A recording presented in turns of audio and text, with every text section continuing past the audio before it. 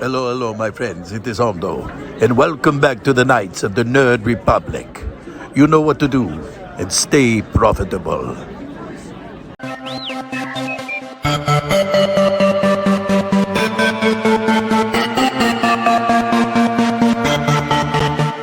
The Nerd Academy podcast is released weekly at 12 p.m. Eastern Standard Time, available on our website at www.thenerdacademypodcast.com and wherever you listen to podcasts. You can find the Nerd Academy podcast on Facebook, Twitter, Instagram, and YouTube. You can also help support the show by going to patreon.com/The Nerd Academy podcast, where every donation allows us to bring you more exciting content every week.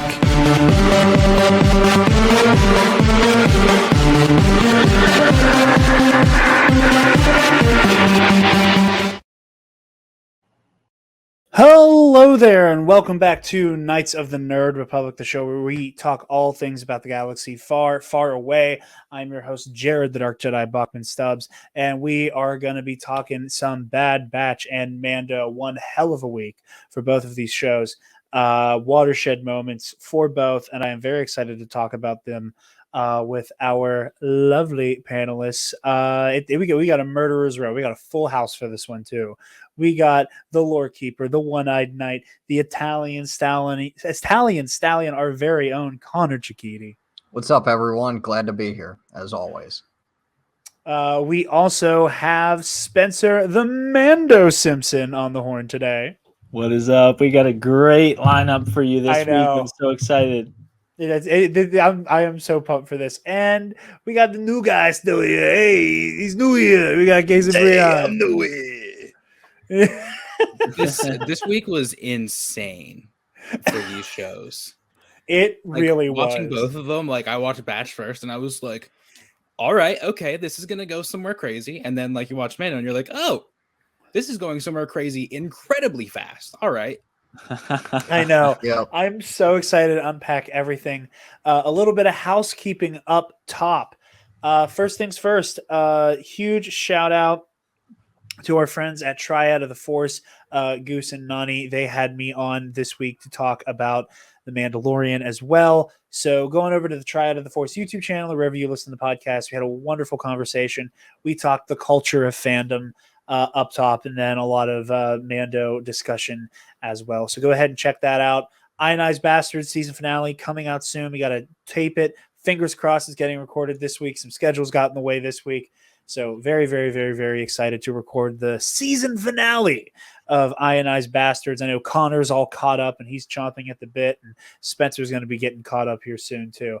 So stay tuned for all of that. I just can't stop rewatching that one moment in episode 5. I'm not going to say what, but like, yeah, I know. I got so nervous when you said that one moment in, and I was like, oh no, Connor's coming through. I said, everybody go watch it. And here's Connor. Darth Vader is Luke Skywalker's father, kind of thing. But you check that out. Epic Confrontations this month. There's going to be a big doubleheader. The first doubleheader match. It will feature two new teams. That is actually likely to be Triad of the Force versus some mystery competitors who I am not at liberty to explain whom yet. It's not me. Figure it out. That. I'm on the undercard though with Alden Diaz, the Iconoclast, in a Legends exhibition match that will have ramifications for the Epic Confrontations Trivia League that you guys will see in the near future. But well, the housekeeping out of the way, and before we jump into some Mando talk, one last thing here up top, and you guys know what it is. It is a word from our lovely sponsors at Sunday's Bloody Mary. You guys know the drill by now. Sunday's Bloody Mary has the most badass Bloody Mary accoutrement in the galaxy with their 2-time award-winning spicy Caesar mix, their mild mix, and their traditional mix. The traditional mix is vegan-friendly.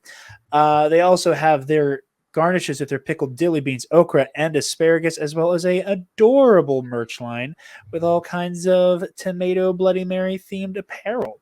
So get on over to sundaysbloodymary.com, use code TNAP, TNAP at checkout, and get 10% off your order and help out your favorite nerds while you do it. Have some brunch with somebody or something. Have some brunch with somebody. TNAP brunch. And Have hopefully brunch and we'll watch be getting TNAP. another- This show Let's typically go. comes out on Sundays. This is a Sunday show, y'all. Why are you not doing Sunday brunch Sunday day with the show, Knights of the Nerd Sunday Bloody Republic? Marys. I'm hoping we get that one Perfect. other sponsor. Who knows though? One day. Oh God. Ooh, I'm not ready. If our dream sponsor ever comes, if my dream sponsor, I'm not gonna lie, my dream sponsor ever comes through, it's gonna be game over for everybody, and I'm never gonna shut up about it. But we are gonna talk Bad Batch here first, and I want to start with you, Spencer, because you, I mean, as a whole, I was this way last season. I was very lukewarm on the Bad Batch. I've been enjoying this season way more than last year, or last season that is. And I knew watching it, this one was going to rock Spencer's world. So, Spencer, Yeah. you have the floor. I want to hear your thoughts on the Outpost. Yes, thank you, Jared, for that wonderful segue. And yeah, in many ways, Bad Batch season 2 has been kind of for me what I know season 1 was for you, just kind of okay, just very mediocre. And for me, for those of you who haven't listened back, it's mostly because I love the stories that they're telling, but for the most part, they seem like they have nothing to do with the Bad Batch. Like the Bad Batch just stumbles upon something that's already happening, and we kind of get like a third person view into what is going on just through the Bad Batch happening to be in that particular place. And as I talked about last week or the week before, it seems like we're really missing a lot of character development and some Bad Batch central stories. We've gotten little tastes of it here and there, but it seems kind of incidental compared to what's going on around them. And here we have the Outpost, which is, oh my goodness, where have you been all my season? And Jared, you mentioned I think in the last episode you're like, I think they're gearing up for something big with Crosshair. And while I was just from you saying that, I was expecting something a little bigger, but man, was it perfect, because you get this incredible insight into oh my goodness, there's just so much to unpack with just Crosshair alone. Like, this is the kind of character development, this is the kind of like brainy, if you watch closely, kind of stuff that I love about Star Wars. Whenever Star Wars storytelling is, in my opinion, at its very best, you get so much from Crosshair in 22 minutes, or how it, like, just a short amount of time. And it's frankly, I mean, barring the episode with Cody, it's the only Crosshair we've gotten all season, I think. And it is by far the best and most interesting and most developing Crosshair action we've gotten all season, for a number of reasons. And the first one that I want to make sure we talk about, because I saw it and I was like, oh my goodness. Oh my goodness. Is that what I think it is? I think that the storytellers were intending it to be this way. I'm looking for your fellows' input on that. Like, Crosshair's got major PTSD from that explosion. Yeah. He's got serious, like not just like, oh my gosh, I'm shook up, but like, I need to look away. Like I see an explosion and I can't focus, which is, we're talking about him on Topeka City, right? Well, on the scavenger planet. Okay. Like whenever he gets his face all messed up, He gets his head burned up. Yeah. Right. Oh, Braca. Oh, yeah. On Braca. Okay. Yeah. On Braca, I didn't even think of that. He gets in that reactor explosion, and at first I was like, "What the heck is going?" Oh, because he's like, that's such a good pull, Spencer. I didn't even think of that. That's a really good pull. He's got his little thing down, and he's like looking through the scope, and the insurgent goes and blows up the shuttle, and he's like, yeah, you know, like it gives him a very physical reaction, and I'm like, what the heck is going on? Like, there's no way that the explosion caused on his infrared vision through his through his helmet, like there's no way that it caused that much of a reaction. Right. that It did it something, would, but not all like, that. it hurt his eye. Like, I was like, there's no way that it hurt his eyes that bad. There's something else going on. And like, he has a very, Can't relate. very hey man. uh Sensational. Sensational. but that was like, I clocked that almost immediately, and I was like, this is such an and I feel a little silly saying this, but in the moment I was like, this is such an obvious callback, but at the same time it's so meaningful. And I say silly because of the four of us, it seems that for me it clocked most quickly and most significant, like most specifically. I just but- kind of assumed it was his binocs getting too bright. Like I That's what I kind thought I of at first. figured yeah. something was up, but I didn't know like. But what. even then, it would absolutely make sense. Like in the last year, like some of the most traumatizing stuff that has happened to Crosshair has been way of big boom. You Yeah. know that like Yeah. that there's a sensitivity to that now. That like him getting scarred on Braca, Topeka City getting just wiped off the map. Right. No, that's I really like that read. I really like I- that a lot. My first thought was like yours, but it was immediately followed up with, if this was just an issue of like eyeball overload, like then it would be I envisioned it being more akin to like when Mando is charging Fennec Shand in season, is that one or two? Yeah. Season 1 of Mando. Where you just get the where, moment of, shit. Yeah, like Yeah. but he like takes off his helmet and he's like literally shaking it off, like, Yeah. get yourself straight. And I'm like, this guy, there's something up like here. Yeah. and like, oh, A little something extra in wonder- there. exactly. I wonder if it goes a little deeper than just like eyeball overload. It's mental illness, isn't it? Truly. Well, one of my favorite things about this episode, like season 1 of the Bad Batch is so driven by not knowing where Crosshair's head is at. You get all of that stuff where it's like, oh, the chip is in there. The chip is making him act this way. The chip. And then you get that reveal. I don't have a chip anymore. I'm making decisions. Yeah. Yeah. I've made a choice. This is not the Empire. This is not the Kaminoans. This is me, Crosshair. I made a decision. And it was a weird beat because I wasn't 100% sure what direction they were trying to go in with Crosshair. Is he supposed to be redeemable or savable? Is this a Bucky situation? Like what's the end game with Crosshair? And after season 1 of Bad Batch, I kind of assumed that like for the rest of Crosshair's arc was going to be this like begrudging rivalry with the Batch. That it was going to be, I don't want to have to do this, but you're forcing my hand, and the Batch looking at him saying, no, you're forcing ours, and this interesting interplay between them. And Solitary Clone, when that episode came out, the decisions they made there also fascinated me because I was like, what is the angle? Where are we headed here? Because I took a lot of Solitary Clone to be showing that Crosshair had made his decision and that he just kind of has to live with it now. Very to use a Legends comparison, one of my favorite Legends books is Dark Lord: The Rise of Darth Vader. And that book picks up like basically right after Anakin is like condemned to the suit. And one of the first times we see Vader in the book, it is his internal monologue going, I am in excruciating pain, but most of my body is numb anyway. I can't lift my arms above my head. I can't fly. I can't fight the way I used to. I wish I could cry. I don't have tear ducts anymore. Yeah. And just this list of things that like, this is what comes with the decisions I've made. Very real. You've made your bed.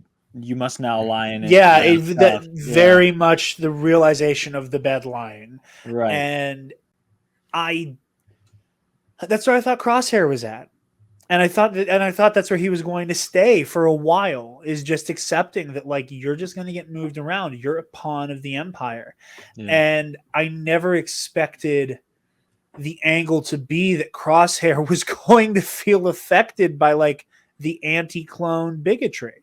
I did not think the angle was going to. I always thought the angle was going to be Crosshair. Like, yeah, we're all doing ops, man. Like we're all doing our thing. I didn't even think this kind of like anti-clone hatred was going to come for Crosshair. I thought it was going to be like, yeah, he's so off the books. He's so very Suicide Squad type beat that like no one gives a shit about Crosshair. Just let him do his thing. You know, you point him in the direction of somebody to shoot from a mile away and he'll shoot him. At the very least, he would experience the boons of like favorite child syndrome, where like, he might be a clone, but he's still like the best. Yeah, and even he's the best one they still have, at least. And you could even have like, I even expected them to maybe get into like the weird respectability politics of that, you know, like. Again, to use like another media example, like Sam Jackson's character in Django, you know, like that kind of vibe, but like the clone trooper version of it. Yeah. Like, I really thought they were going to go way darker with Crosshair. So this episode picking up with Crosshair just acting in complete defiance, you know, and I love that the bookends of this episode is this sack of shit officer doing the whole like you're out of uniform because your helmet isn't on. And that arcs all the way to the end where Crosshair has lost his helmet in that snowstorm. Like in the wild with Mayday, he lost like this representation of like his Imperial loyalty. And when he comes back without his, you know, without his helmet, like there's like the like you can see the disdain from the officer from the jump. Mayday's heart stops, and in that moment, you just get Crosshair doing his own version of the Miggs Mayfeld, you know, like. You know, for the Empire, bah, so good. That got me. I was like, oh my god. I know.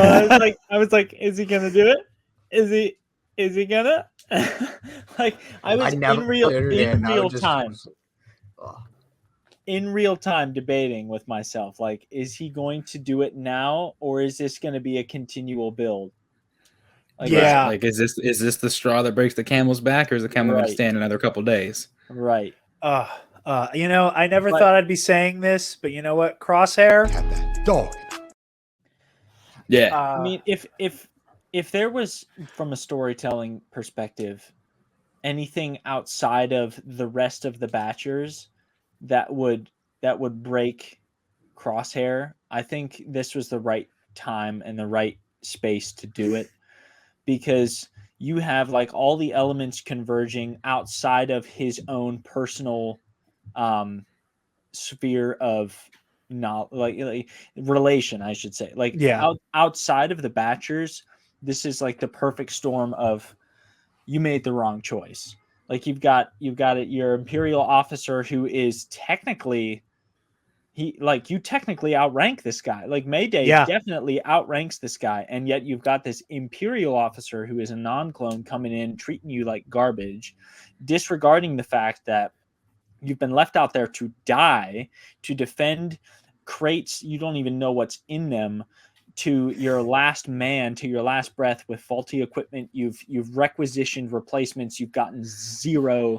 You are sent out on this death mission to recover crates that were lost because you were ill-equipped, and like through literal like blood, sweat, and tears, you make your way back from this death mission to have your comrade die in your arms, and the guy who sent you on this death mission continues to treat you like you are worthless. Like Crosshair, you can tell that he has his chip removed in this episode more than any other, in my opinion, because you can tell that it's affecting him. If he was like blindly following loyalty, following the orders, then it's just like, all right, whatever, this is it. But interestingly, we don't have any information suggesting that Mayday's had his chip removed. And yet, even he is at this point where he's like totally disillusioned with what's... It seems like with every information, with every little piece of information we get, our knowledge of how these chips work change like a little bit. Yeah, it's something. Yeah. It's a really interesting development that we've seen that like the and oh man, it does truly add to how awful that Sidious and the machinations for the clones were. That it's almost like the chip when it releases whenever it takes over the clone's brains, whatever biomechanical rush of chemicals, if there's some type of weird scientific mind control thing, however the chips worked for execute order 66 to be this Manchurian candidate code Yeah. that triggers their response, you still realize that like they didn't set that shit to be permanent, or Right. maybe even they couldn't. All they could do was get this window of fanaticism out of the clones, and then they're on the come down from that. It's like to make a comparison, one of like the fun parts of like the original runs of the Incredible Hulk was when Bruce Banner woke up. He didn't remember what the Hulk did. He didn't know. All he knew is he woke up in the woods, mostly naked, hearing sirens and seeing fire in the distance. He had no idea what exactly happened. There was that like memory loss thing,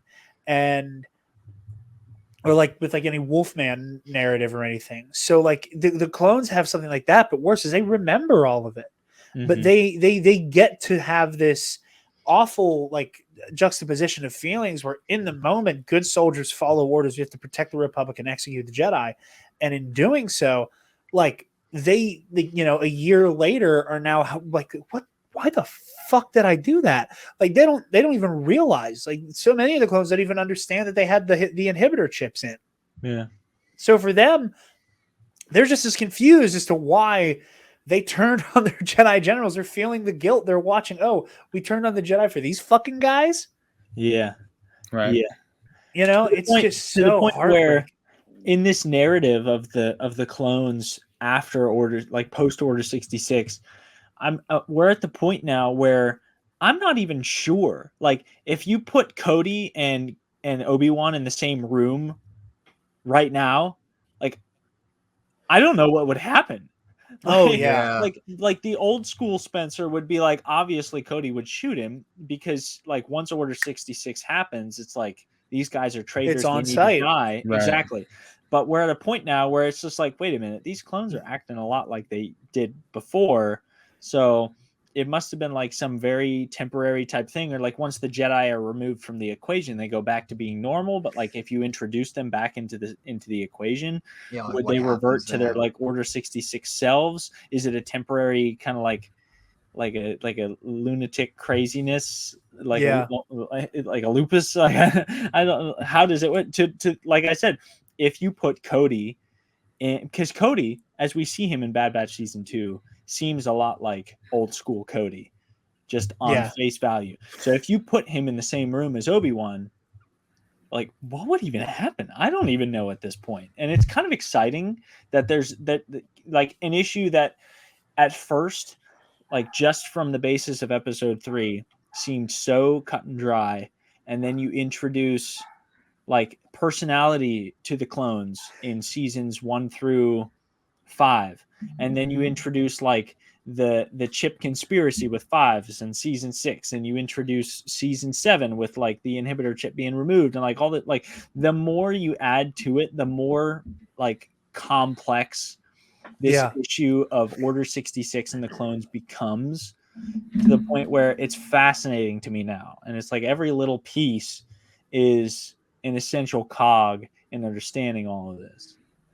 Well, it's one of the things I find really interesting. This past weekend I watched this like iceberg video about Battlefront 2, like 2005 Battlefront 2, and I only found it, and this is so silly, and I sent it to most of you guys. I'm pretty sure everybody in this group call saw it.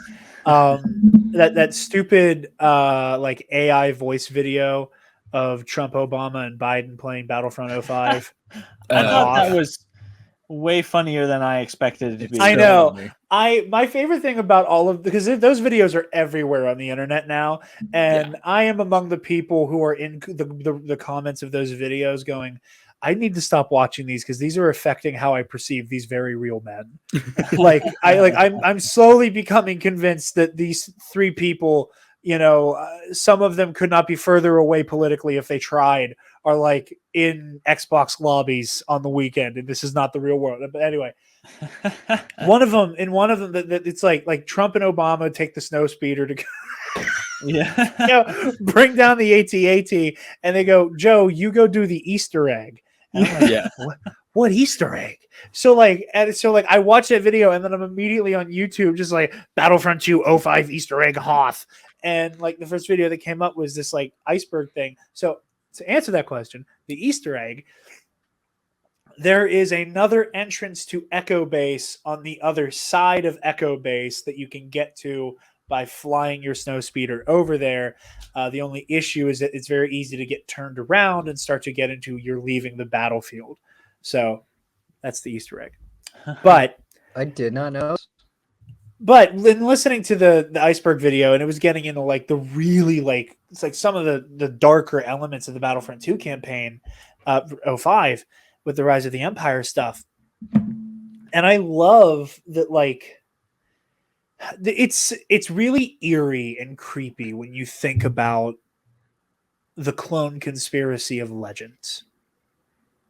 They just knew one day we're going to kill the Jedi. It wasn't that big of a deal, and the fanaticism therein, like one of the other things, and this is what makes me really, really, I don't know if excited is the right word, but like intrigued. If for Spencer, what we were talking about before, the idea that they might still be kind of doing their own version of this story, where like imperial batches of clones will be pit against their brothers. So in the Battlefront 2 05 campaign, where like you as the Empire invade Kamino, there was apparently a cut space battle, but the the journal entry that Tamora Morrison reads for that space battle is still like in the code for the game, and it has a line where Tamora Morrison's basically like, the first couple kills were the hardest because you aren't prepared to hear you're not prepared that when you kill a man to hear him scream with your voice. Wow. Yeah. Wow. It's metal, man. It's metal. The Casons are writing that down for the band later. Dude, lyrics. But so you have like this like very horrific version of the clones like submission to the Empire, but then you have this newer version where like with the new canon with the inhibitor chips that like now these clones get to feel guilty a year later, and I think they're equally horrific and fascinating. I think they're equally horrific. I am more fascinated by this one. But anyway, I was rambling. Case, what were you going to say? I was just going to say like. Still for you guys are probably a little bit desensitized to it now, but like the way that Star Wars, like when you're a kid, is just like lightsaber go burr, blaster go pew pew, and then like stuff blows up and everything, and it's like super cool. And then like when you actually analyze it later, when you understand more stuff, like how dark and brutal some of this stuff gets is absolutely bonkers. Like I watched this at 8 years old and I didn't understand a lick of that. But like now that I'm 25, I look at it and I'm like, oh my God. Like I'd be so fucked up if I was one of the clones after going through all that stuff. Like it's insane. It absolutely is. Yep. It changes so much of how one engages with this story when you're ready to like really sink your teeth into it. Because there's a lot of vicious, horrific stuff that like when you're a kid you don't notice, or it kind of flies over your head. Like because like for this episode, for me, if I was watching this at like 9-10 years old, I would just probably refer to Lieutenant Nolan as like the mean guy or whatever. Right. I think part of that I'm sorry, Connor. Go ahead and finish your thought. No, but it's just like, again, one of the highlights of Bad Batch season 1 for both me and Jared was the whole like Imperial transition, and we get more of that in this episode specifically, but like throughout the season it's been more stretched out. But in this episode we really get a decent amount of it, as well as not the past episode, but the past 2 episodes. Yeah, I can't remember what was.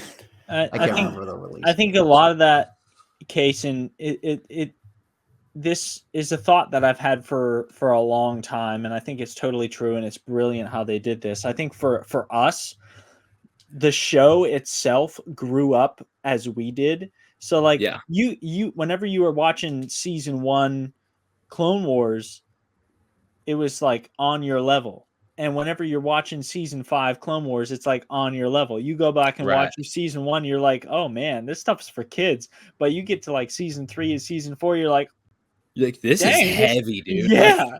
We're talking like political assassination, terrorism. We're talking really entire episodes about banking, about war profiteers, and like a literal mutiny on the bounty story arc on Umbara that I love so very much. But like, we didn't notice it when we were younger, and yet we look back and we're like, oh my gosh, this was brilliant. Like if every show lasted as long as Clone Wars did, and starting as a kid show, that is, and grew up the way that Clone Wars did, like they'd be timeless classics. Because you think like, for sure, a show like Phineas and Ferb, I love it to death.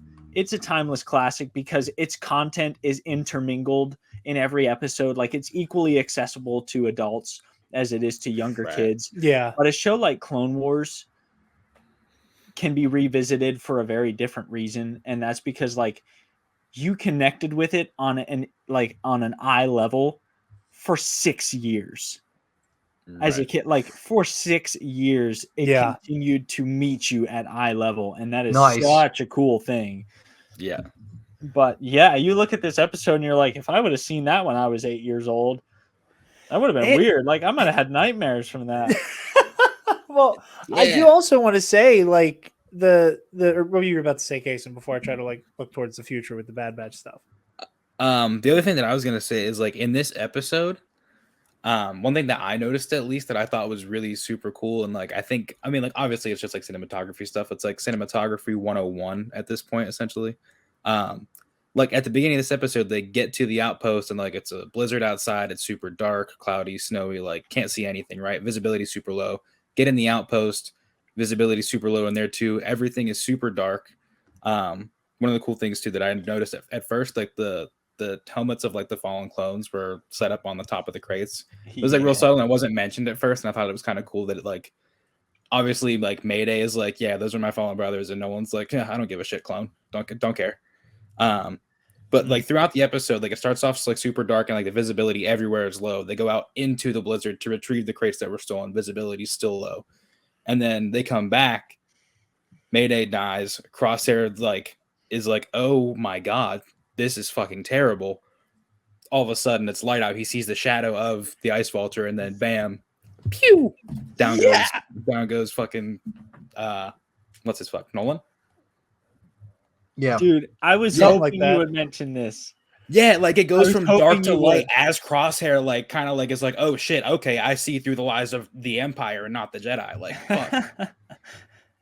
It's such a cool moment. Like, just talk about like actual pros working within the context of what seems like a kid show. Yeah, and I noticed that exact thing that you're talking about. And I was like, what a brilliant move. Because once again, like Jared was saying with Crosshair's helmet, there are so many callbacks in this episode to this episode, like earlier within itself. Yeah. Mm-hmm. And like, oh yeah, those things will eat you alive. Like as soon as you're dead, they're coming after you. And like Crosshair looking at the still warm body of Mayday, and you just like, you don't even like just the shadow, like Kason was saying. Yeah, it's and just I was like, shadow. Wow, how incredible is that? Mm-hmm. I'm so continually impressed by the cinematography and like the direction that goes into animated TV shows for Star Wars. Absolutely. Like, Yeah, when I was we're watching at it, this point in civilization. yeah, when I started watching this episode of The Batch, I actually obviously I went back and I watched the episode from last week that we did because like I didn't get to be on when you were on, Spencer. But like after hearing you talk about like your thoughts on the Bad Batch last week, and then I saw that episode, I was like, oh man, Spencer's gonna get hyped up about this. Yeah, Like he was like kind of like last week, but now he's about to be like, oh my god. like this is what I was looking for. Exactly. Spencer just punching the air for every second Crosshair is on screen. Like the Leo DiCaprio movie, like sees Crosshair at first screen, like Yeah, I mean, I'm not saying that like every single episode of How Bad do I Batch not has have that to be as a like clip? this. Oh my god. we need it. Yeah, you need it I'm immediately. making a note of that. We will have the Once Upon a Time in Hollywood whistle clip next week, I promise.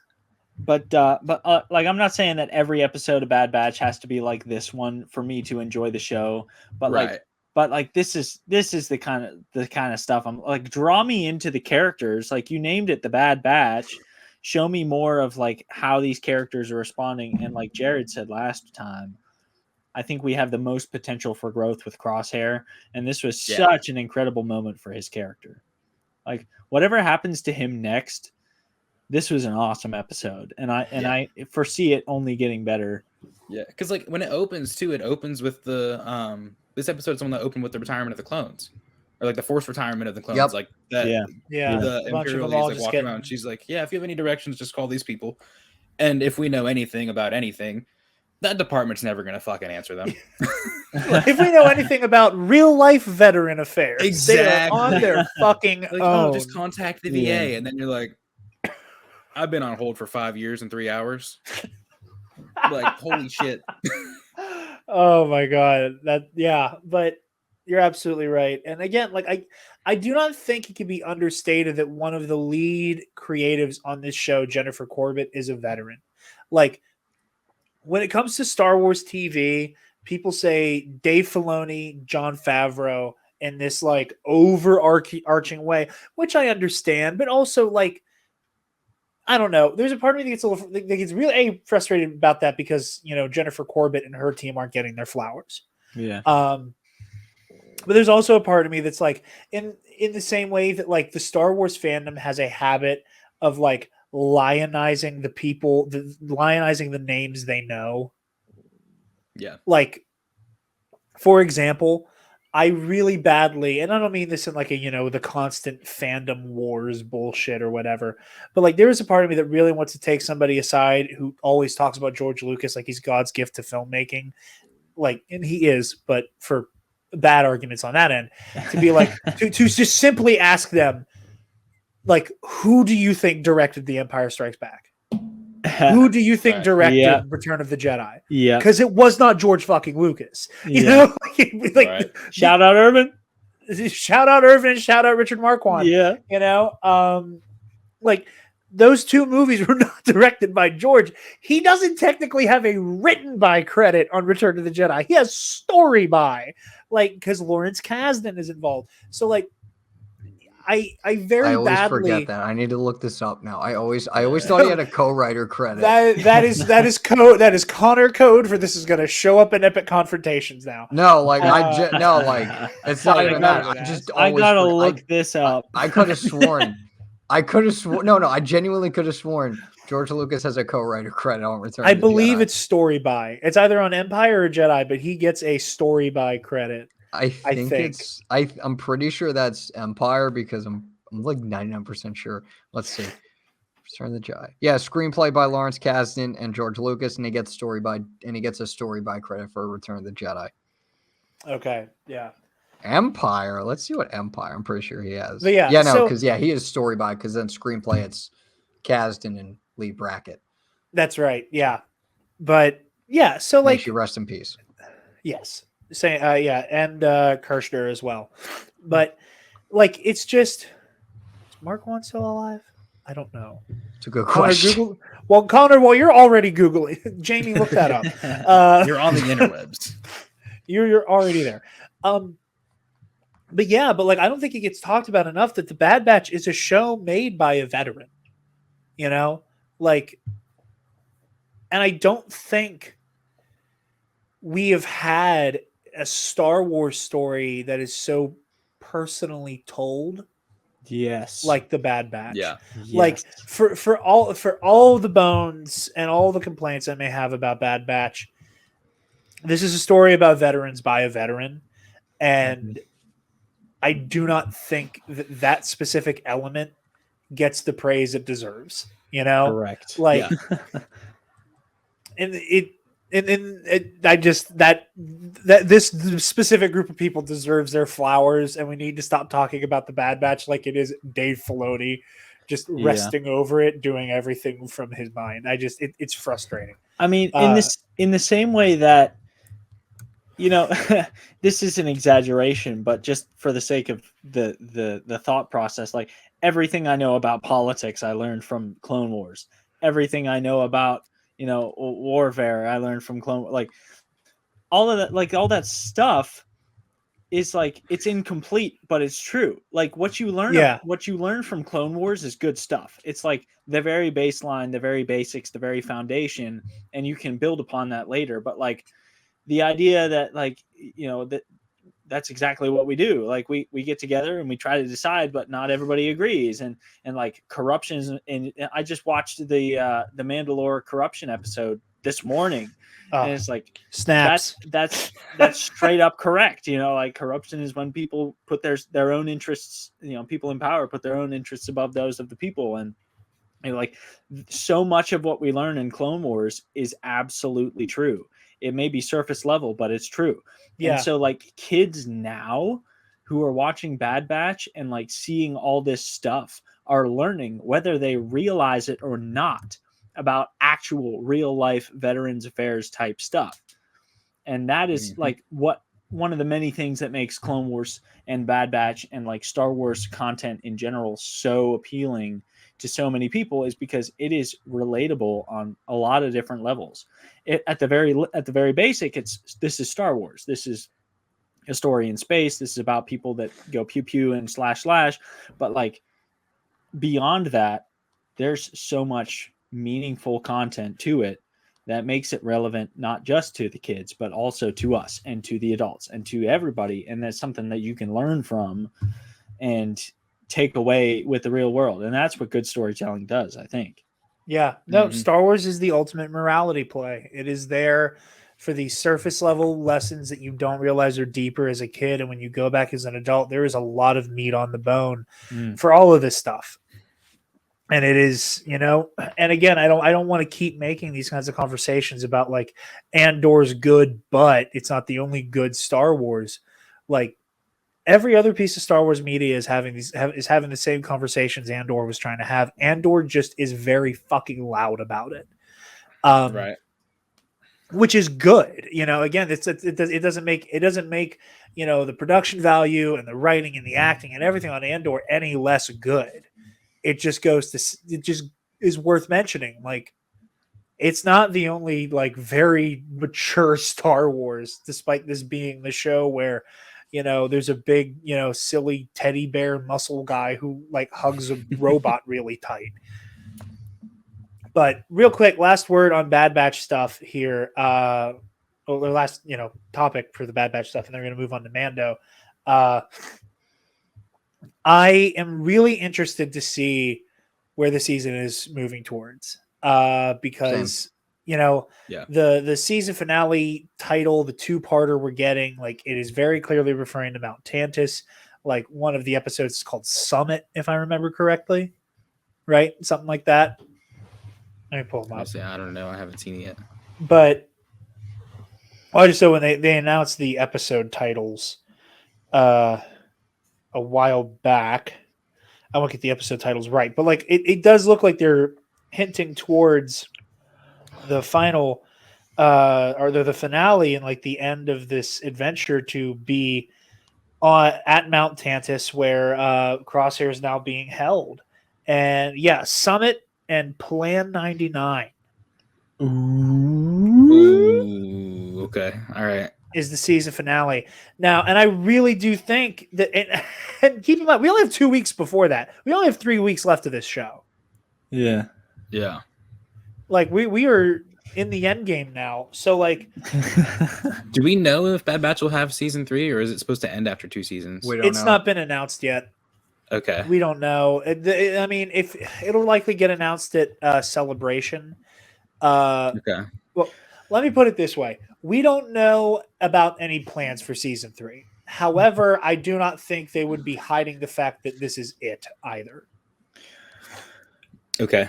Yeah. To put it that way, but all of that to say, like the way that that last week's episode ends on the Zillow Beast and Hunter just going, "We got out of there. We got out of there alive." Wipes his hands of it. Go. Let Echo and Rex take care of this. We're peacing out. So part of me, if I were to make a prediction, where I think this is going, is that I think we're finally going to have the shoe drop with Sid. Yeah. Yeah. And I think Sid is going to finally twist the knife. And I think Sid is going to betray the batch, sell him out to the Empire, and Rex and Echo are going to become part of the process of rescuing them after they're also taken to Mount Tantus, where Crosshair is also located, and that the summit is referring to Tantus, and Plan 99 is referring to the Imperial batch of clones in the show. like the radical ones we see whoever is that, like, listening. killed him. R.I.P. your car speakers. My with the my ice barley video land. That is my prediction. my video activation is like the clapper.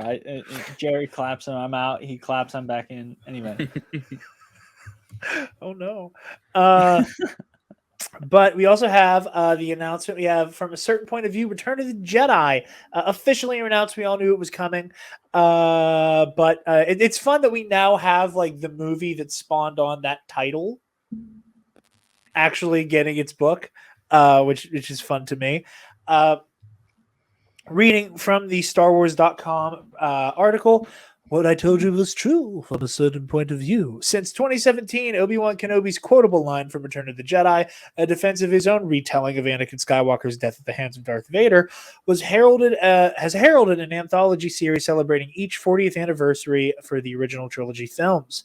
Today, StarWars.com and This Week in Star Wars are excited to reveal the third installment in the collection, From a Certain Point of View, Return of the Jedi, including cover art by artist Will Stale, in honor of the 40th anniversary of the film's debut on May 25th, 1983. 40 storytellers explore the story of Return of the Jedi through the eyes of supporting characters, including heroes, villains, aliens, and droids, aliens, and creatures. From a Certain Point of View features contributions from best-selling authors Olivia Blake, giving us a chilling glimpse into the mind of Emperor Palpatine. Saladin Ahmed recounts the tragic history of the Rancor Keeper. Charlie Jane Anders explores the life and times of the Sarlacc. Fran Wilde reveals Mon Mothma's secret mission to save the Rebel Alliance. Mary Kenny chronicles Wicket the Ewok's quest for one quiet day on the forest moon of Endor. And I think this one might be the one I'm the most excited for that we know of. Anakin Skywalker becoming one with the Force in a gripping tale by Mike Chen, author of Star Wars Brotherhood, which was hands down one of my favorite Star Wars books last year, which, I mean, is saying something because Brotherhood and Shadow of the Sith, both just absolute bangers. Spencer, have you read Brotherhood yet? No, I haven't. Oh, I might need to listen to that. It came. I will say to the folks at home, it came at the highest recommendation from Jared, and it just has not made its way into my I couldn't queue remember yet. if you did or not. But when I say it came at the highest recommendation, I mean Jared said, "Spence, you need to read this book now." This is top And I was shelf like, Obi-Wan I'll try. and Anakin. I'll try. This is top shelf Obi Anakin stuff.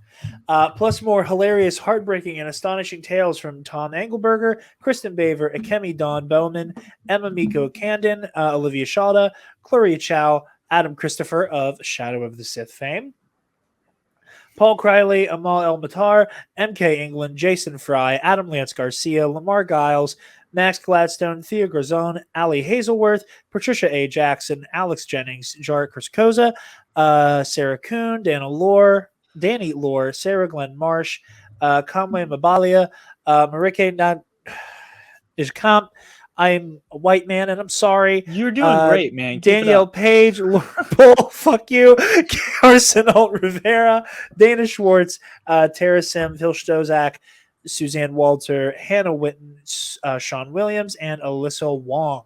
Now, I have not read all of the From a Certain Point of View books. I literally hours ago finished A New Hope. It was a lot of fun, and I'm I already haven't seeing started names. them. It's worth it. I'm going to start Empire later tonight. Well, my thing was like because Return of the Jedi is my favorite of the OT and is like arguably my number 2. I was like, I got to read all of these so I could like read the Return of the Jedi one. And just from the A New Hope, I'm already seeing a bunch of names that are in A New Hope. Like Tom Engelberger, I believe, if I remember correctly, this is a hilarious throwback. Y'all remember the Origami Yoda books? Yes.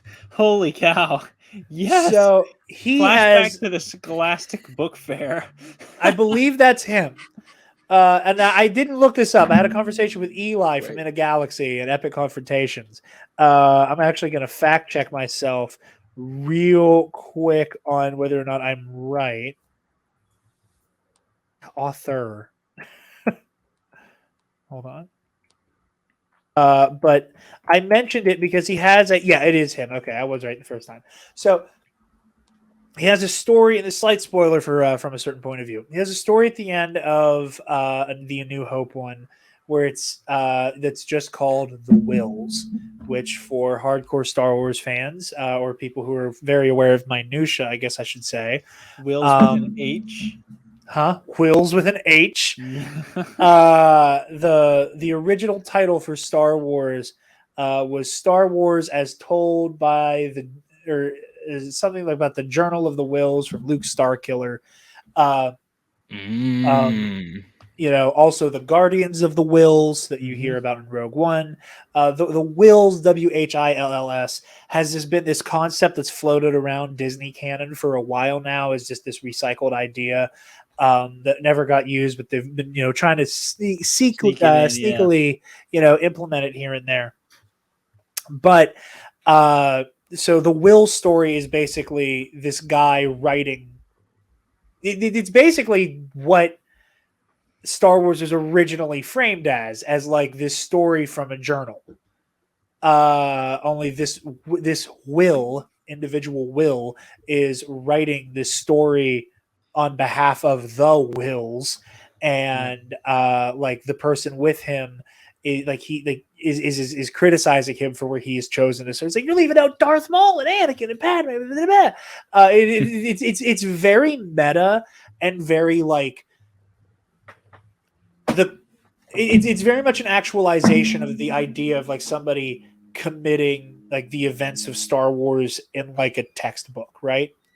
And it's an interesting idea. I wasn't super into the execution, but it's cute. And again, from flipping through the chapters on Empire, there is a Wills at the end of Empire. So it looks like they're going to have him finish out the trilogy. Who else's name stood out to me as somebody I saw in A New Hope? Well, I know Jason Fry wrote the Last Jedi novelization. Ali Hazelwood of the Love Hypothesis fame. A fun little story. Ali Hazelwood wrote a Reylo fan fiction that eventually kind of like the good timeline version of 50 Shades of Grey. How like 50 Shades of Grey started as a Twilight fanfic. Same with the Love Hypothesis. It was just a fun little romance novel that once it was, de-fandomified, got actually published as a book. And the characters on the cover have a striking resemblance to Daisy Ridley and Adam Driver.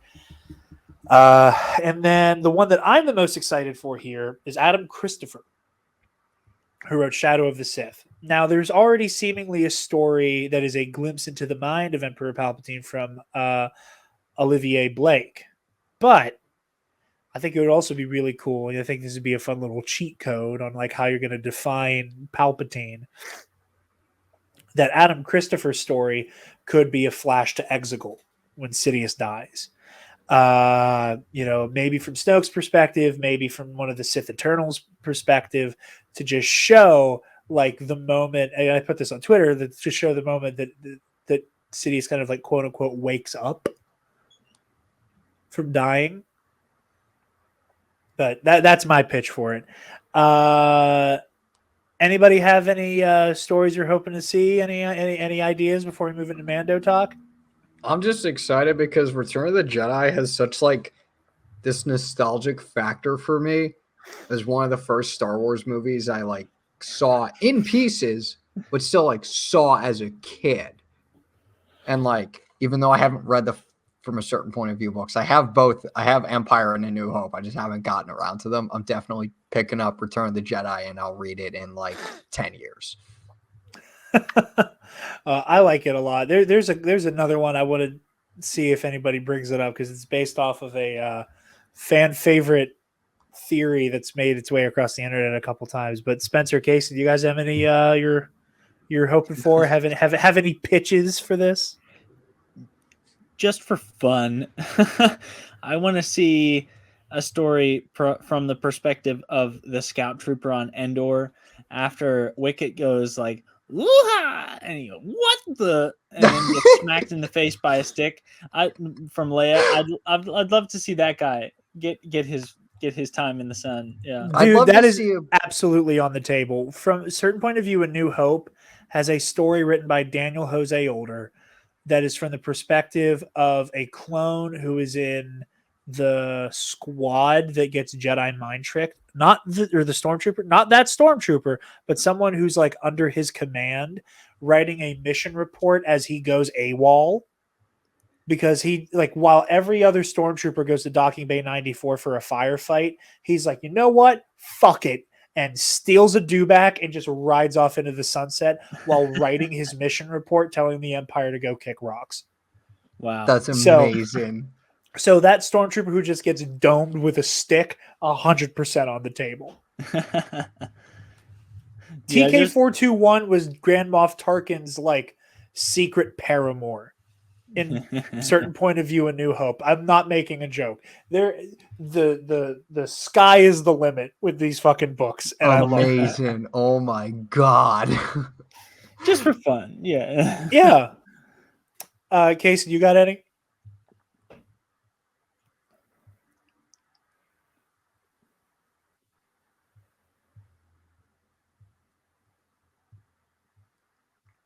Casey, if you're talking, we can't hear you, or at least I can't.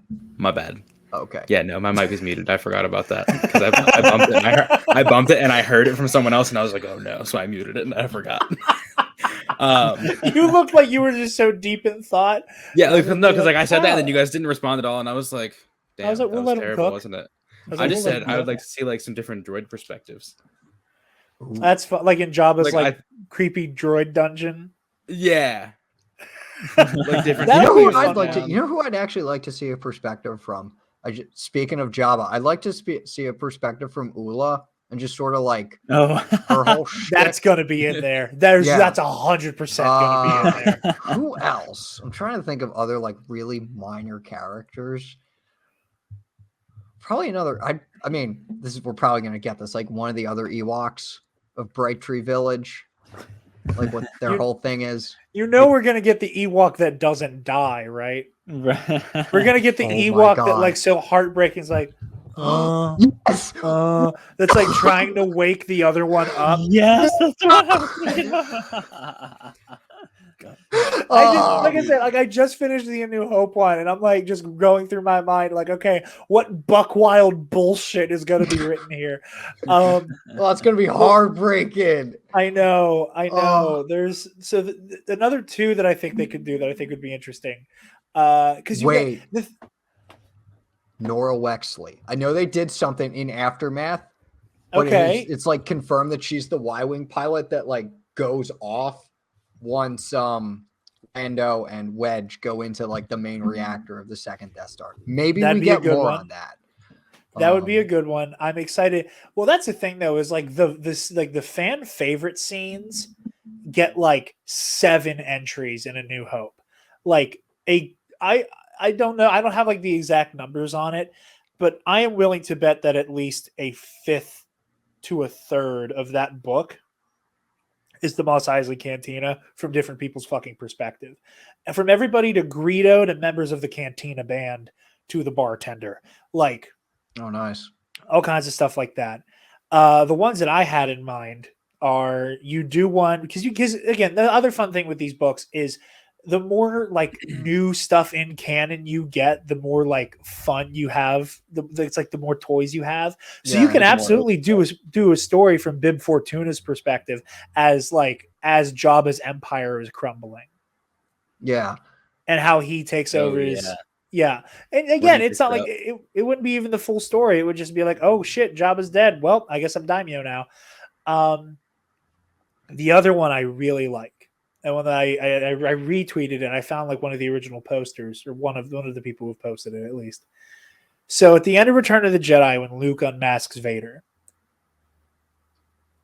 there is blaster fire in the Death Star.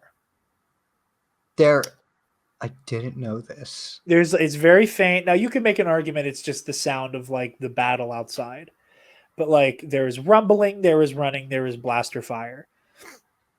There are no rebels within the Death Star. The only rebel who's on the Death Star is Luke Skywalker, and he is actively not being shot at. It is stormtroopers fighting each other to get off of the ship. And I think you could have a very, very dark, morbid, fucked up story from the perspective of like a bunch of stormtroopers who are just trying to get the hell off of the Death Star. Yeah, before it blows up again. Yeah. I think one of the most, because like probably a fan favorite like scene. It's not even a scene; it's just a sequence. Is like the Battle of Endor, like the space battle. I feel like we'll get like a perspective from a few of the Rebellion pilots, and maybe we'll get a perspective from like. Oh, we're gonna get Rex. Yeah, I wasn't even thinking Rex, but like maybe one of the other foot soldiers on Endor. Rex or Hera. I mean, again, like just to like throw out like named characters we know that Rex and Hera both served on Endor, so they're absolutely on the table. Yeah, that would be. But yeah, all of that said, very excited for it. Oh, and one last thing about from a certain point of view. And this is one of the things I really love. I found this out when I started reading the first one. To celebrate the launch of the book, Penguin Random House and Disney Lucasfilm will each make donations to First Book, a leading nonprofit that provides new books, learning materials, and other essentials to educators and organizations serving children in need. In recognition of both companies' longstanding relationships with First Book, Penguin Random House will donate at least $100,000 worth of books to First Book, and Disney Lucasfilm will donate another 100,000 children's books to support First Book and their mission for providing equal access to quality education. And assuming this is still accurate from the first one, the writers also are doing this on the house because their pay was also just all deferred to First Book. So I love when cool. Star Wars is charity doing. Yeah, Absolutely. We got Mando to talk about here. We're at our big final topic. And let me be the first to say, holy shit. Yeah. Yeah. Like I didn't think I could really like Bo-Katan more than I did in this episode. Like I was shocked. Fair. I wasn't really shocked per se, but like, dude, seeing Katie Sackhoff wield the Darksaber in live action was something I never thought we would get. And we did. Yeah. And it was amazing. The only thing I just need, and this is just very specific, I need to see Katie like no helmet with the saber. Mm-hmm. Like, I don't know why. That would be amazing. You want to get to see Katie Sackhoff in her like full glory, doing the sword play. Absolutely. No, I don't blame you for that at all. I love just seeing the Darksaber get used. It's just so cool itself. Yeah. Did Katie like somewhat do her own stunts? I don't think we know any of that yet. Okay. And I try not to predict anything like that because you never know. Yeah. But yeah, no, like the action was on point for this. I love the dark saber. Seeing a lightsaber get used by a not Jedi is always so fun, especially with the Mandalorian, because it is even when you compare it to like Reva or Vader and Obi-Wan, like yes, they're fighting to kill. Yes, there's an animosity and a ferocity to them, but there isn't like they do not have this grittiness to how they fight with it, especially Din, who can barely lift the thing because of its weird, it's weird, the weird physics of an already weird in the physics way weapon. So like seeing the way that Din just gets down and dirty with it, like stabs that one guy and just cuts him across. The also I love when Star Wars is people falling forever. Yeah. Yes. I felt specifically seen that we got 2 of those specific kills. It's so And then stupid. and then we see just Bo-Katan just so graceful with it. Yeah, so graceful. But even then, really, like, but still, like, it's not Jedi graceful. Like, it's graceful next to Din. But even then, she's just hacking and slashing. And I love it. It's like whenever you see someone like Pre Vizsla in the Clone Wars against someone like Obi-Wan Kenobi, it's like, okay, we didn't even get this element that like the Darksaber has this weird physics about it that makes it difficult to wield until Rebels. It was Rebels. Book of Boba Fett, wasn't it? So no, it was. It's there's a little bit of it in Rebels, but like we see in Book of Boba that Din can barely lift the thing. Yeah. And so, it gets touched on in Rebels with like the blade feels different, but like we don't actually see it really because it's like animation and like maybe it was just hard to show it. But like live action, we really saw it in Book of Boba. The concept is fascinating to me. I mean, we see non-force wielders wield a Jedi lightsaber elsewhere. Like I think of the Lightsaber Lost episode and some other examples in Clone Wars where somebody who is not a Jedi picks up a Jedi lightsaber and it's just like a laser sword. But and yet for a weapon as unique in its aesthetic characteristics as the Darksaber and as unique in its cultural significance as the Darksaber with its connection to Mandalore, it's especially interesting to me, at least, to know that like, no, there's something very different about this thing. Like, not just does it look different, not just does it have like a very significant cultural stance with the Mandalorian, but like this thing wields very differently, and to the point where like unless you have training with it, which is interesting that like Bo-Katan, for as far as we know, has no training wielding the exact Darksaber, and yet she just by happenstance is able to wield it more gracefully than Din.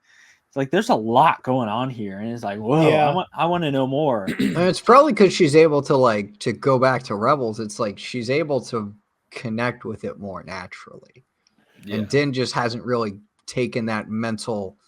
He hasn't gone over that mental barrier just yet. The other thing with that too is like Din not only is a foundling, but he's also a child of the Watch. Like, which obviously we think at this point is formerly Death Watch, or like somehow related to Death Watch, or at least an outgrowth of it. Yeah, but yeah, in a way, like, he's like doubly removed. Yeah, exactly, and like he's never even set foot on Mandalore until now. Yeah, which is just so heavy. Yeah, it's so heavy. There's a lot going on. One of my favorite beats from Din in this whole show, all 3 seasons up to this point, is when Bo-Katan is telling her story. And again, like watching Din get like deprogrammed from the cult indoctrination has been some of my favorite stuff. Like, and starting all the way back in Book of Boba, right? Where you have the whole conversation of Bo-Katan Kryze as a cautionary tale and led Mandalore to ruin. I don't know why she sounded like the Grand Inquisitor in Obi-Wan.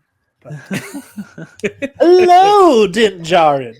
I'm sorry. I'm just thinking about Richard Kai's performance in Obi-Wan, and he's the best part of that show. But anyway, I'm sorry. back on topic.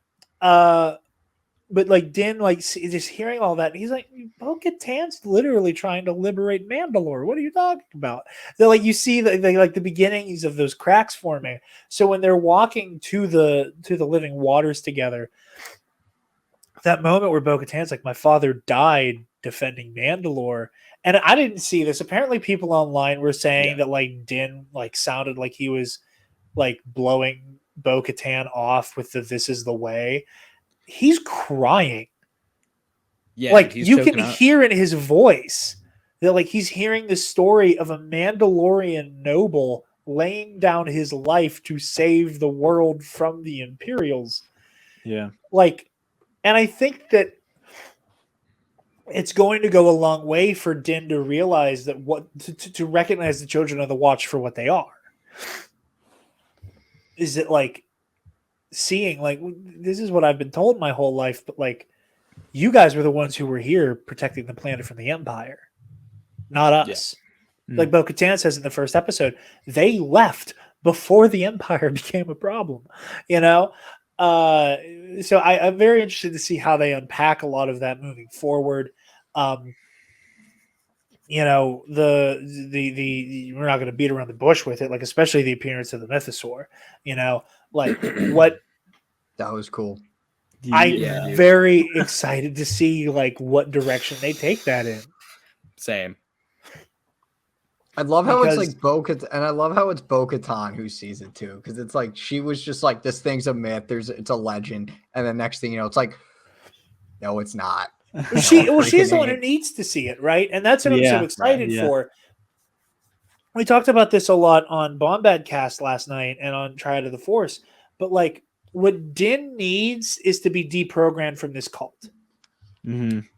and to be de-radicalized. And at the same time that Din is going to come down from de-radicalization, Bo-Katan is going to find her faith again.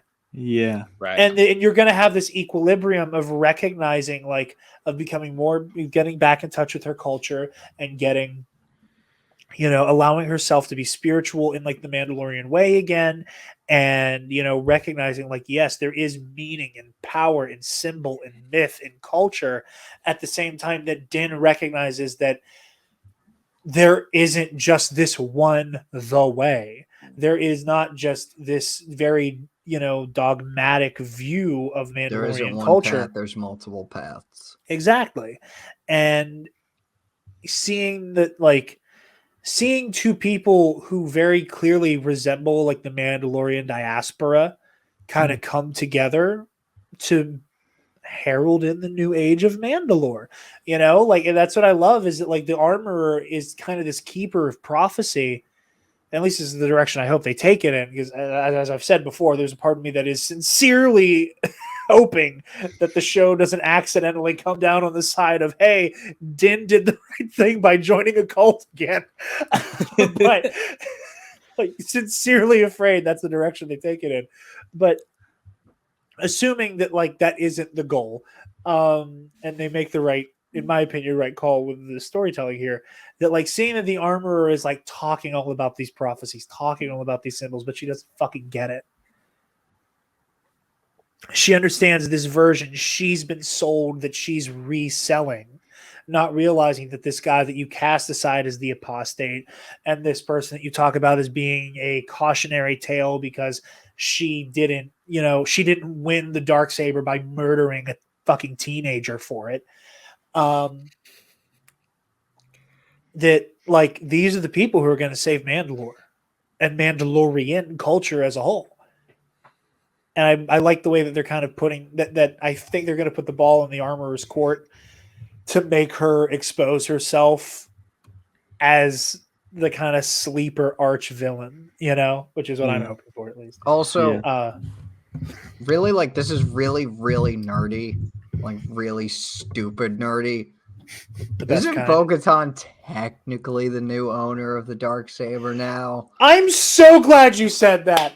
I had this conversation with Taylor the night we watched this episode, and she told me what I was saying was stupid, but I'm right because Connor Chikiti's on my side. Like, that, like, Caston Paratus looking thing I only reason Yes. to say Caston Paratus was because everyone else was pointing it out, and I'm like, I kind of see it because Where is everybody? Because everybody I saw was saying Grievous, and I felt crazy for saying Kasdan. All I saw was Caston Paratus. All I saw was people calling him Grievous. Because like that thing disarmed Din. Bo-Katan picks it up, destroys the thing.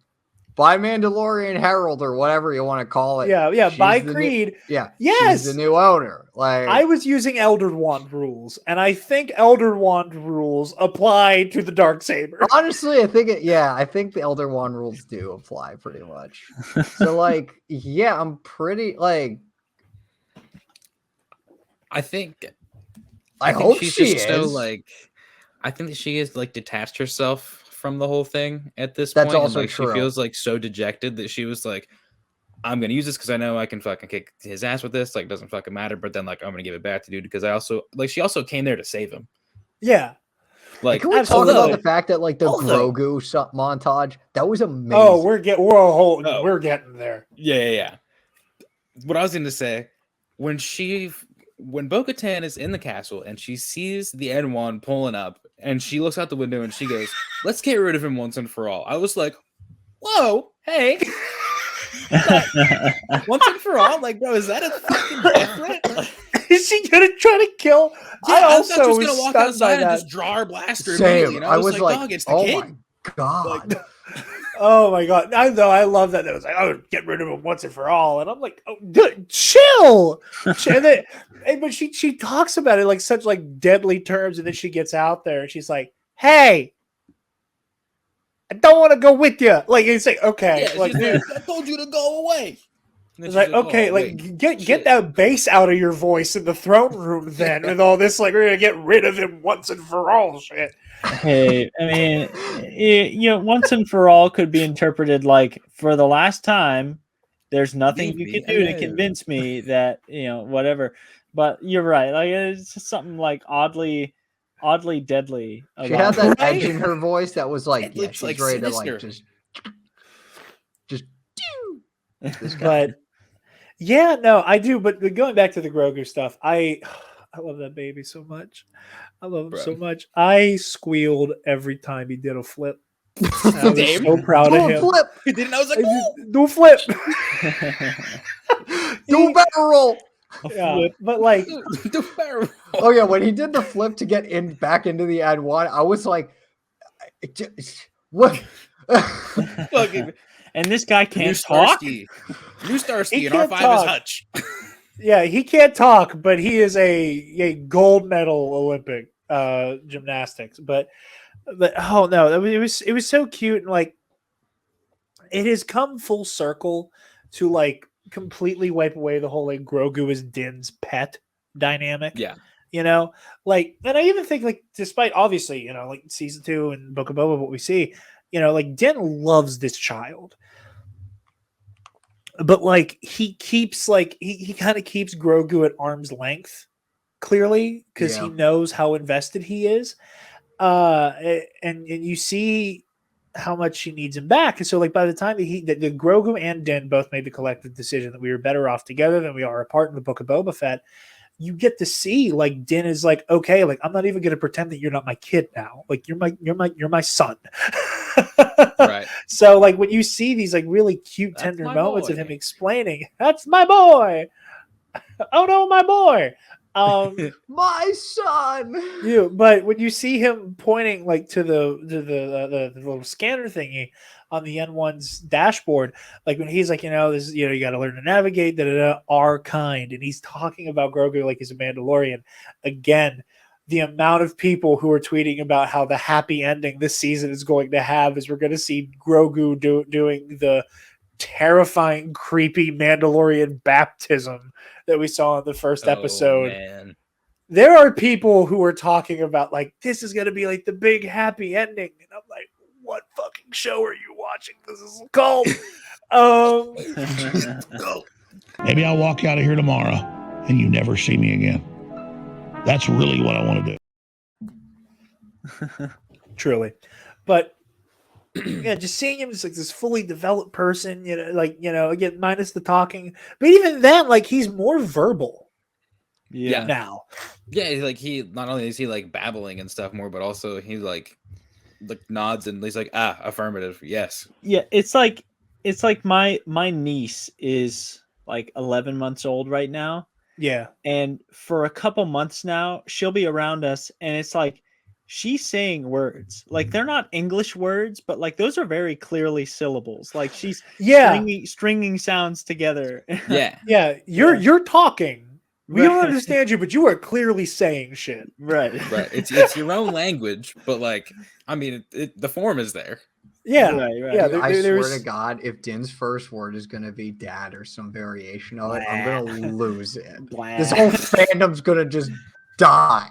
No. His first words are going to be something like ridiculously sophisticated, like reciting the whole Jedi Creed or like saying this is the way. It's not like just No from 0 way. to 100. 0 to 100. I That would be insane. okay. Oh, so Griff! we know Grogu's first word being him swearing because every adult around him has Dang. Star Wars potty Dank mouth would be ferret. great. Yeah, first word's dank ferret. Yeah. But what? Oh shit! I lost my train of thought. Where'd it go? Oh, what I would love. So we know from both the High Republic and Lego Skywalker Saga Yeah. that Yaddle does not speak in weird Yoda backwards inverted syntax. Oh yeah, and yeah, from Maybe it's And a Tales of the recessive Jedi. trait. Oh yeah, and Tales of the Jedi as Yeah. well. Yeah. So I think it would be really funny if Grogu is like able to speak, and he like the first sentence he strings together is, "Why did Luke think I'd speak in riddles?" Like I want him to I want him to call attention to that because Maybe it's recessive. Maybe it's maybe one it's of my skipped a favorite. generation. It's one of my favorite lines in the Book of Boba Fett. Is Luke saying he spoke in riddles? Like, he It's like this spoke man ain't backwards. Gandalf. Like, Yeah. Fucking riddle. I'm sorry. And again, I'm not. It's not like it's. it would be one of the nitpicky greatest. complaint, It would but- be one of the greatest long-standing bits in all of Star Wars. That Oh, I've said every before. My species of Yoda- head canon is that Yoda took all of the long-living Jedi aside in the High Republic. Oppo, Yariel, Yaddle, any of the other ones who had like a couple hundred years lifespan, and went, okay,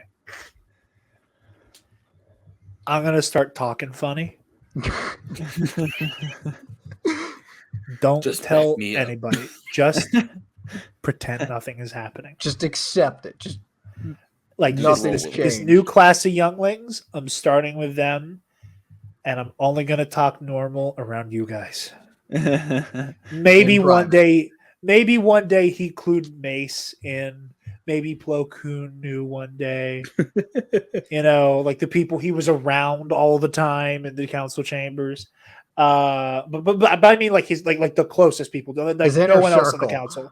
His innermost circle. The only people who knew. And the people who were old enough to be in on the joke, that eventually Yoda's like, just fuck with the younglings, I will. And just from that day on, that's how he talked, and everybody was just like sworn to secrecy to not blow up his spot about it. it's Oh my it's like goodness. it kind of, this is a really dumb like comparison, but like it kind of reminds me how one of the greatest things about humanity is the fact that we've accepted the Muppets as like sentient beings. Yeah, I Yeah, haven't even questioned it. that's Kermit, baby. yeah. That is one of my. No, you're absolutely right. I love when Kermit the Frog is a guest on the Tonight Show. Yeah, When like in the opening credits tonight. Oh yeah, new movie. Tonight, Jason Momoa, musical guest Carly Rae Jepsen, and a special appearance by Kermit the Frog. And I'm like, yeah! That's my boy. I love Kermit. Oh, What man. a king. Oh yeah. Kermit the Frog. This motherfucker don't miss. No, he's fucking good. That motherfucker don't miss, man. He's good. In the heat of battle, he don't miss. No. In the heat of controversy, he don't miss. He's one of the characters that I really hope Soho Brody has that dog in him video. Oh my god. I'd die. What if I told you Kermit the Frog had that dog in him? But anyway, seeing Grogu like becoming like slightly more verbal, he's more engaged. Like it just, I'm just so proud of him. I'm so proud of Yeah. that little guy. He's doing so well. He's doing a great job, and he saved his dad. That was excellent. I also do want to say with the very brief Tatooine stuff we got, I don't I know miss if it's Pelimoto. because, huh? I miss Peli. I forgot how much I missed Pelimoto. I Yeah, love dude. Pelimoto. Yeah, the fact that she started running the scam with the Jawas, hilarious. Yes. Got to taste their I own love that. medicine. Yeah, Hey, good for her hilarious. for being able to work with her ex. She is a strong businesswoman. It's great. We need more women CEOs, and Pelimoto is one of them. Yes. Also, wait, who's about to say something? Was somebody about to say something? No, you talk your shit. Okay. Talk your shit. The fact that it's Boonta Eve, I think, is also pretty. I mean, it might not be like a big thing, but I feel like it is pretty cool that it's also Boonta Eve because, like, Phantom Menace, the beginning of the whole Skywalker thing, Oh yeah, starts on Boonta Eve with the Boonta Eve pod race essentially, and then like this is like the new age of Mandalore being ushered in, like just watch a pod race and some crazy shit's about to go down somewhere. yeah. It does feel very celebratory. It's gonna be a big nut bus.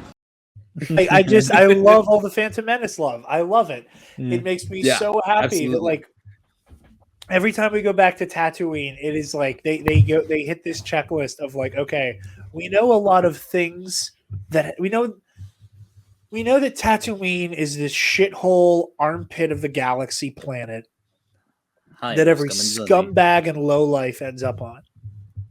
Right? And whether it's because of the galaxy just kind of cleaning itself up post Empire, or I very much like it to be like partly Boba Fett's influence, like the new reformed Daimyo Fett helping clean up Tatooine a little bit. Maybe we the Boonta Eve celebrations always looked like this. Like Peli is in Mos Eisley, right? So like maybe that's how Mos Eisley has always celebrated it. Maybe that's what was happening just off camera in the Phantom Menace. But like a place like Tatooine that is always described as such a shithole, having this like beautiful, elaborate fireworks display. Yeah. It like Tatooine feels like a better place to be, and it's really nice seeing that. Between like understanding that the Tuskens are people, like treating the Tusken Raiders like fucking people, and all of the celebratory stuff. It makes this planet that feels so lived in that we feel like we know like the back of our hands. We're always learning new stuff about it, and that makes me really happy. I think this idea goes back to even like the special edition Return of the Jedi stuff. Like in the ending sequence, like all the planets that are celebrating, I'm pretty sure one of them is like they're partying it up on Tatooine. Yeah, they're in the streets. Yeah. Right. So like we get this sense even way back then, which chronologically isn't that far in the rear view mirror, but like in terms of the real world content creation is 30 years ago now, maybe like 20. Like it's not that far back. 20, because I mean the special editions would put it at about 20. Yeah. So, but like in real world America, like 20 years ago, we're starting to plant the seeds for this. But in universe, this is like what, 5 years ago? 5 years ago, 6 years ago at this point. Right, that they're like, we're starting to see like, yeah, okay, so the Boonta Eve Classic has been going on for years. Like there is some level of sportsmanship and like cultural, like they've got something to rally around as a culture. But like we're seeing more and more of that as time goes on. And who knows, like you say, like that could be something that is amplified by Boba Fett as Daimyo. And is it by like the loosening grip of Imperial control, and as it gradually goes from being this backwater spaceport, kind of like we saw on oh golly, see, I'm terrible, I shouldn't be on a podcast, wherever the heck Grief Karga is, Navarro. Thank you, Navarro. Like we see a similar thing happening, like this backwater spaceport becoming a respectable and livable kind of place. Like it's working its way up, like top 100 places to live in the Yeah, well, it's what happens when leaders who were, complicit in the shitholery, take charge, and it's something that Boba and Grief have in common. Yeah, both of them were a part of the problem for a very long time. Mm-hmm.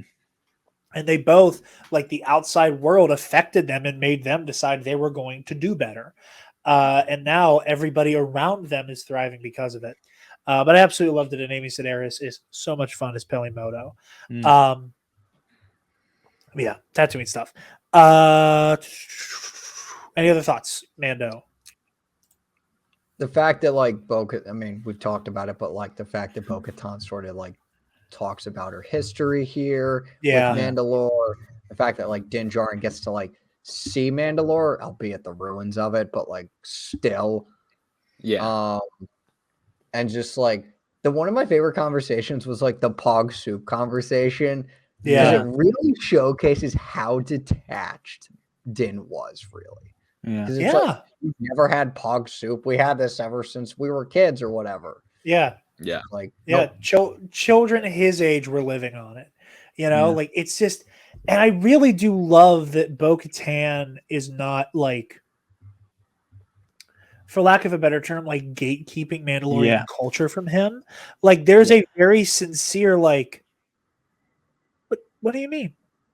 Yeah. Like what are you on? No, have it. She's like she's excited. You guys were just on the moon. Like it wasn't that far away. How did you not? Stop by sometime. And I think it is to going lengths to show just how detached the Children of the Watch are from Mandalorian culture, and like. I'm just really curious to see what direction they take a lot of this specific element and beat in. Also, I know Alden Diaz, friend of the show, talked about it like on Twitter and probably on his episode. The Tolkien vibes in this episode were insane. Like the Mines of Mandalore, once they like started going through the mines, I'm like, dude, this is like the Mines of Moria in the Fellowship of the Ring. When in doubt, marry out Ock. And like the whole like reading of the like what this is about, that gave me that gave me sort of a reference to like they have taken the bridge, right, the second hall. We cannot have get barred out. the gates, cannot hold them for long. And then like the Mythosaur is kind of like the Balrog. Or like the Watcher in the water before they even make it in. Like the thing lurking in the water that snatches up the hobbits.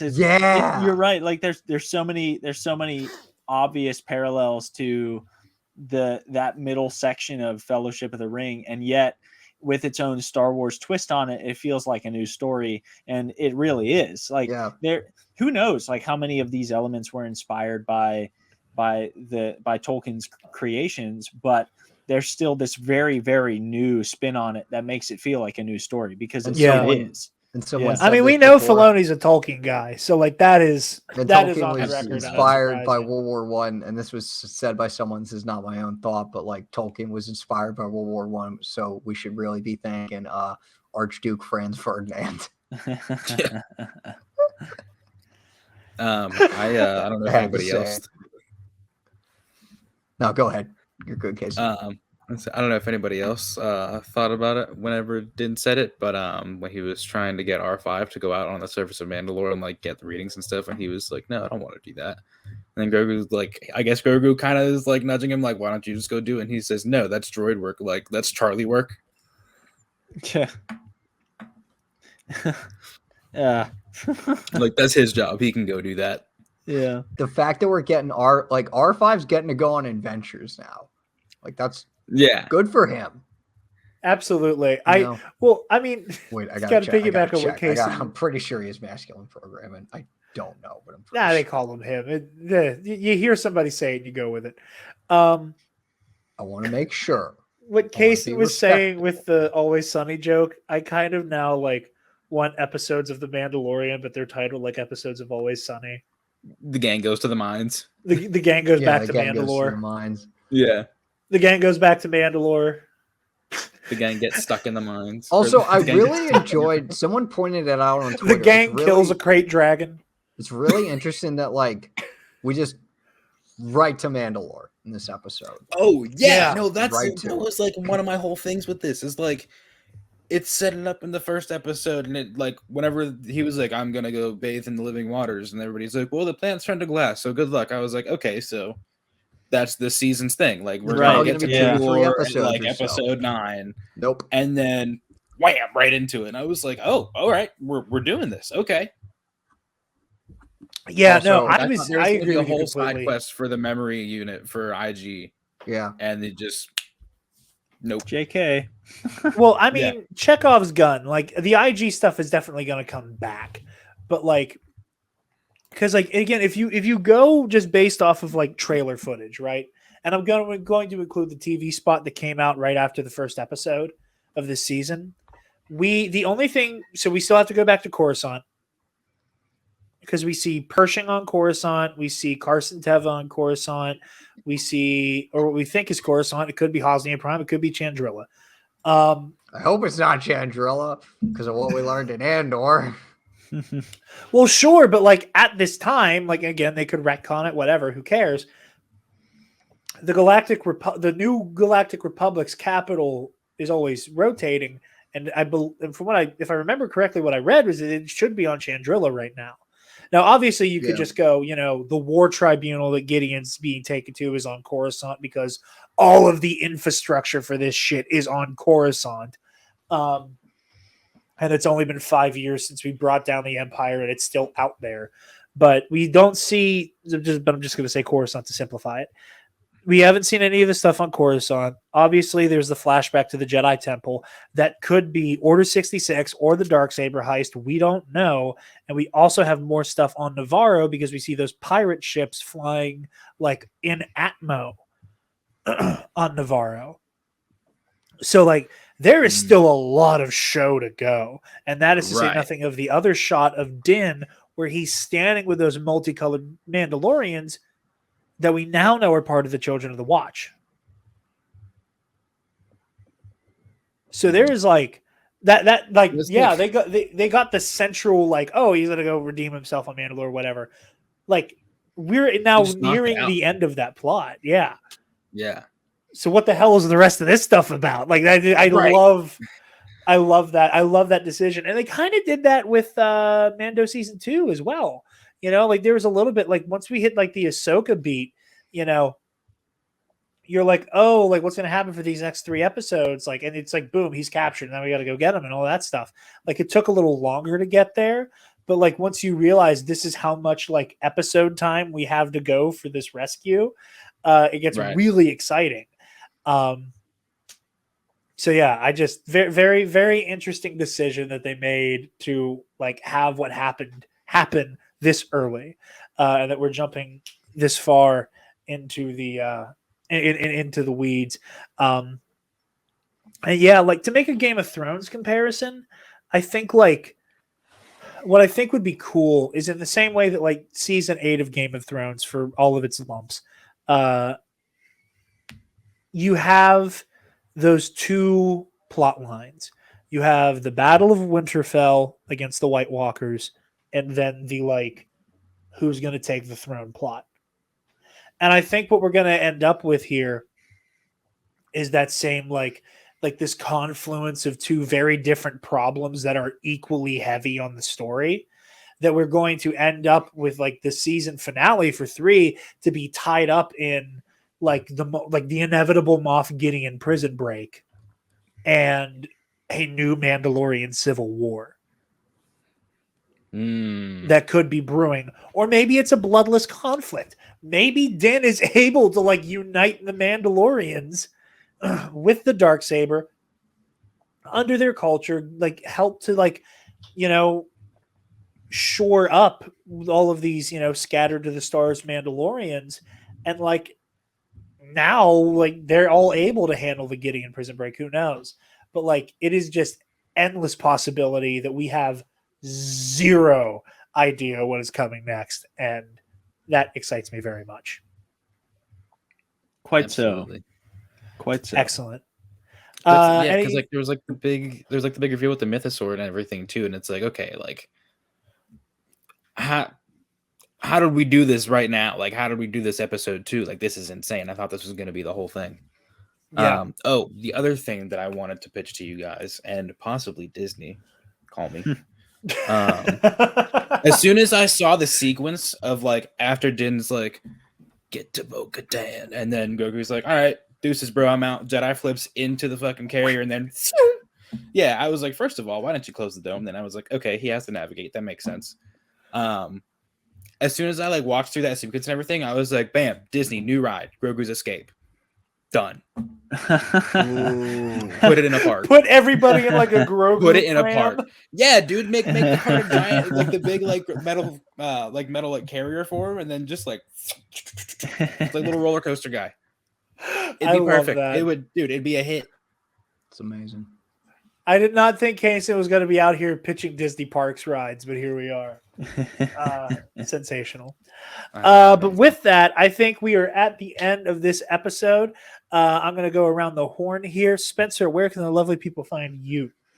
You can find me on Instagram at SpenceMainCosplay. Kason, where can the lovely people find you and what you do? I am on Instagram and Twitter, both as Cray Breezy. I'm not super active on Twitter. I get on there occasionally. I usually just like deal with like Jared stuff. But more active on Instagram. As I say, the more you're on here, the more of the space weirdo friends are gonna start to follow you. That's also fair. Maybe once I get more space weirdo friends, maybe I'll become more active. Would you need more space weirdo friends? Also, yeah. Connor, where can all the people find you and what you do, buddy? Twitter, it's like down there at Death of Banana. Instagram, ConmanJFO. I co-host over at For the Republic podcast. We talk Star Wars shows. Our main show is to talk about Clone Wars, but we're also doing we also did reviews of Obi-Wan Kenobi and Book of Boba Fett, and we're currently doing reviews of Bad Batch Season 2 and Mando, just like here. Go check those out. Twitter, Instagram, YouTube, Apple Podcasts, wherever you listen to podcasts, we're probably on there. I am a question writer and co-host over at Epic Confrontations. You can find those matches over at the Star Wars in a Galaxy podcast YouTube channel. And you can follow the Twitter account at Star Wars In a Galaxy Trivia to just get updates. It's really fun. Jared's pretty much like our main character of Epic Confrontations, and it's really fun seeing this storyline. I'm the main heel. I don't like to say I'm the main character. I'm definitely the main villain, and that's what makes me happy. And then SW editor, IG.com/fiction. I work with a wonderful group of people to help create like a sort of connected universe of Star Wars fan stories. I don't have any published yet. I do have some in the works, most of which dealing with everyone's favorite ginger boy, Cal Kestis. Not everyone, but like most people, generally speaking. One I have coming out in probably this month or next month. I really don't know the release date yet, but I don't care because that gives me more time to work on it. It's called A Knight's Welcome. It is set shortly after Battle Scars now, because there's some stuff in Battle Scars that made me rethink some stuff in a good way. But I was curious as to how that would affect your story. Teeny bit. Have you finished Battle Scars yet? Have I? Yeah. Yes. Okay, cool. Yes. I have to like reread parts of it just to like kind of remember, because like most of the stuff I focused on was like the Cal and Marin stuff. So like I gotta reread other stuff. But like for my own story, A Knight's Welcome, I'll just give you the short synopsis. A fateful encounter with a mysterious being leads Cal Kestis to discover secrets of the Force he once thought impossible. So absolutely, go check out everything Connor's doing. Speaking of Epic Confrontations, I didn't realize Spencer was gone because I was reading a notification. I think he put a message in the private chat. My monitor is too far. Oh, okay, good. Well, we love Spencer. Goodbye, Spencer. Yes, we also love Spencer. My monitor's too far away for me to actually see the private chat light up. Oh yeah, I forget the dual sit up. Yeah, I let I'm like reading from here, but you guys are right there in front of me. That's my cheat code. I don't use that AI that makes my eyes look at you. I don't use an AI to make me look coked out of my mind. I just have my monitor in front of the camera. But Epic Confrontations, April 10th, live from Scotty J. Rowe's office. The fated rematch is happening. So excited. My cookie jar friend here and I. Is he making the journey with you? Oh yeah, he's Hell coming. yeah. I mean, he has to. I'm nothing without Cookie Cop. He gives me my powers. This is the greatest thing ever. If you're nothing without the suit, then you shouldn't have it. We will be bringing justice to Scotty J. Rowe. Was the voice changer on? Did you guys hear it? Oh my Yeah, god. that was wild. I realized it took me a second. I went, I don't think I'm using Okay, Batfleck right now. That's getting clipped. Tell me, do you bleed? You will. Anyway, March 10th, or sorry, Also April getting 10th. clipped. March 10th is today. A month from today, a month at time of record, we will be live streaming Scotty and I's 5-round rematch in Epic Confrontations. And then after the live stream, it will be reposted onto the Epic Confrontations YouTube channel. So if you're not there live, you still will be able to catch it very soon after. So stay tuned for that. And like I said earlier, Ionized Bastard season finale is coming up soon as well. You guys can find me on Twitter and Instagram at DarkJedi2552. And you can find the Nerd Academy podcast on Facebook, Twitter, Instagram, YouTube, and on our website, www.thenerdacademypodcast.com, where if you're feeling generous, you can donate to our Patreon. Give me $1. Speaking of our patrons, thank you to our $10 alumnus, Keandre Lloyd.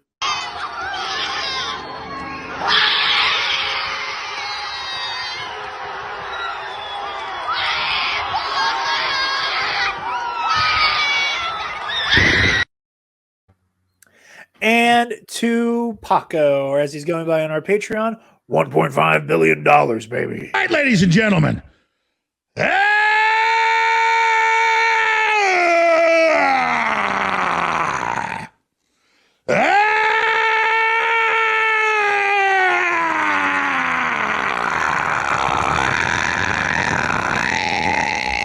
From the front lines of the information war, it's Alex Jones.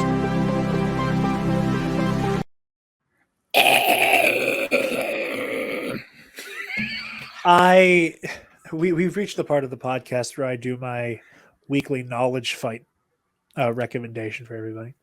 So they recently did 2 live shows in Milwaukee. It is the 2 most recent episodes in their podcast feed.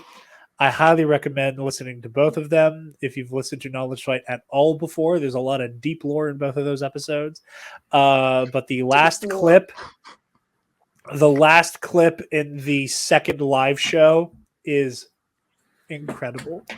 It has been a minute since I have like very aggressively lulled listening to Knowledge Fight. Because, after a while you get a little desensitized to the bullshit. But this one, this is that top shelf Alex Jones shit. All of it's bad, but this is the best one. Anyway, thank you guys so very much for watching and tuning in. Oh, also, new episode of the Versus series is out. Qui-Gon Jinn versus Ahsoka Tano is out now for $5 and up patrons. So go check that out. We're going to have Exar Kun versus Mace Windu and Reva versus Kanan Jarrus out as soon as possible. So stay tuned for all of that. We are honored that you all have joined us, and may the Force be with you always. Stop! Move away from the cookie jar.